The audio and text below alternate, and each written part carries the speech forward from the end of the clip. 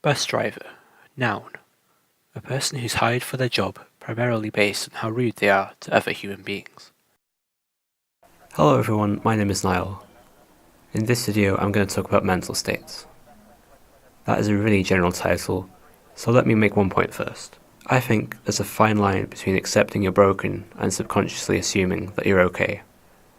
What I mean by that is that some people find it really difficult to accept that they're broken.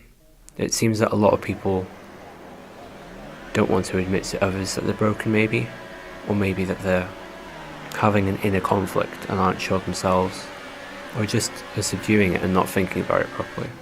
And I think that really puts you in a different frame of mind in comparison to assuming that you're okay and trying to get on with your life. For me personally, I think the biggest thing was doubting my own thoughts in a way, almost having them invalidated, just because I was unsure as whether those feelings I was experiencing were actually true, were actually, I guess, severe enough in a way. In a way, I was just after clarity.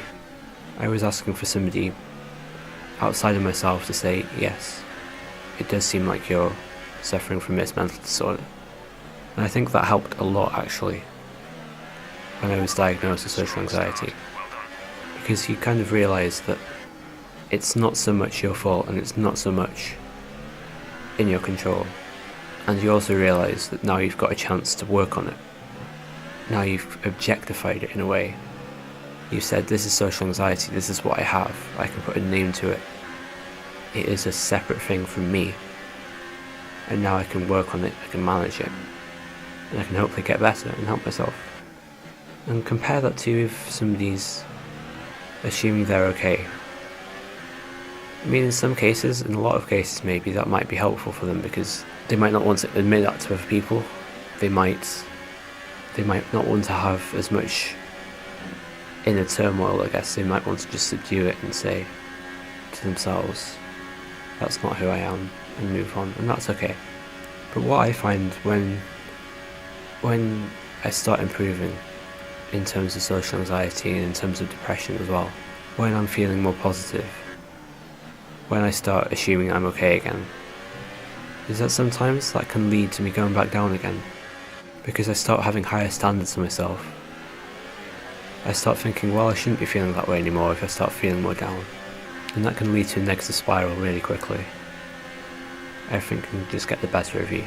So quite often, I honestly feel happier when I'm accepting that I have a mental disorder, and it's in the front of my mind where I'm focused on, this is a limitation I have, but I can start to overcome it.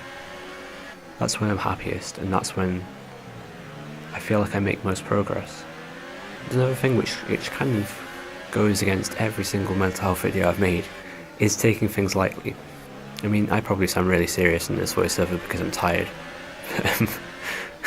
But what I also find, I think, with anxiety in particular, is that it's really important to me to try and not take things extremely seriously and not get really worked up about certain things. So if something's happened that's left me in a lower mood, if I've had a social interaction that's gone really badly, or take today for example, literally coming in to this extremely cold recording studio today. Hint, hint, I don't exist. But yeah, literally this morning I was on the way in on the bus, and the bus driver was pretty rude to me.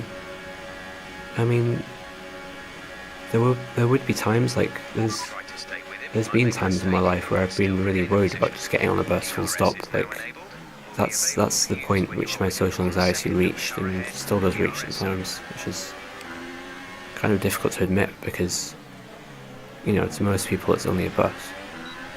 It's no second thoughts about it, you know. But when social interactions like that don't go well, today I found myself thinking about that for the entire bus journey, because basically what happened was that I didn't have much change with me. I only had a £20 note. Not ideal for anybody. But he had a bit of a go at me. It worked out fine in the end. He was polite enough. He had no change either, but he gave me some on the way out. I think in the past that would have really set me in a really low mood for the rest of the day. But the important thing is to just try and move on and accept that that's okay. By taking things lightly and just being like, well, that happened. I'm still thinking about it, but I can't help that, that's the thing that happens. But taking that situation lightly and moving on helped a lot. To continue my bad public transport history of today, I was also on a train which decided it didn't want to stop at the station that I was getting off at, which is very useful, as you can imagine. So I had to wait for an extra hour, it turned out, basically, get a train back again. Also started snowing on me, but that was pretty fun. But a lot of times in the past, definitely when I was in university, that would have thrown me off for the rest of the day, maybe even a week, to be honest. But today, I'm still feeling happy, and I think it's a good marker of the progress I've made personally. But it's also just, it shows how important it is in your own head.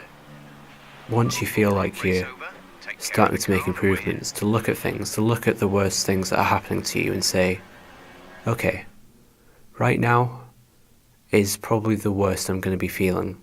It's the worst type of feeling I can get. That would happen in on a weekly basis maybe.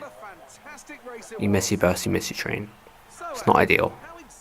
Can be really annoying. But by realising that, and by letting yourself think that, okay, this is the worst I feel, let's try and do better than I did last time when I was in this situation, let's try and be a little bit happier. And eventually, you'll get to a point like me where it doesn't really affect me anywhere near as much as it used to. It is kind of a difficult thing to try and find a way of doing, isn't it really? I mean, anybody could say take things lightly and all your problems would be solved, and maybe they would, but there's no way of doing that easily, and you've got to find your own reasons and ways to take things lightly. I hope you took something from this video. Thank you very much for listening, and I'll see you again soon. Watch closely as here in Azerbaijan, approaching the finish line on the final lap, we have a fast Force India in pursuit of a slower McLaren. Watch as the Force India gains on the McLaren with its tremendous speed. The McLaren weaving across the track, changing positions as a defense mechanism.